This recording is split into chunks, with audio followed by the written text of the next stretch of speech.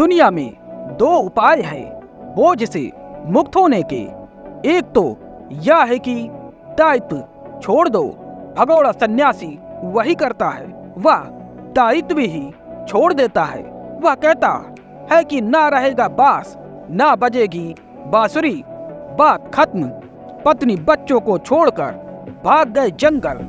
वह दायित्व छोड़ देता है। यह कोई असली सन्यास ना हुआ।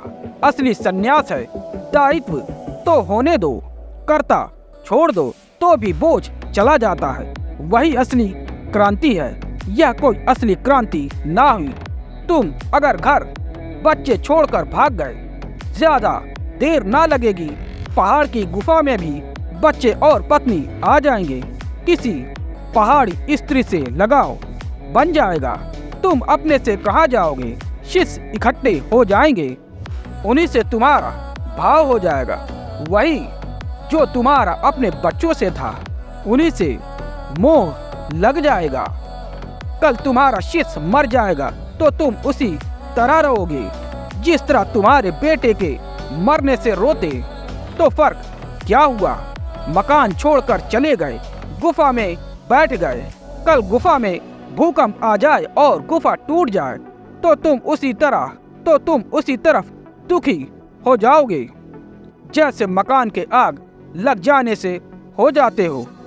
भेद क्या पड़ा? तुमने स्थिति बदल ली, मन स्थिति तो वही की वही है। सब छोड़कर चले गए, एक भिक्षा पात्र ले गए और रात किसी ने गुफा से चुरा लिया तो तुम्हारे सुबह मन में वही होगा, वही भाव उठेंगे जो किसी ने तुम्हारी तिजोरी खोलकर सारा धन निकाल लिया होता है तब उठते। कुछ भेद नहीं पड़ेगा। असली सन्यास कर्ता का त्याग है, दायित्व का नहीं। वही गीता का अपूर्व संदेश है। गीता ने जगत को ठीक सन्यास की पहली परिभाषा दी। गलत सन्यास बहुत पुराना था। गीता ने एक अनूठे सन्यास की परिभाषा दी। गीता ने कहा, रहो यहीं, जियो यहीं, और फिर भी भीतर से सब शून्य हो जाए।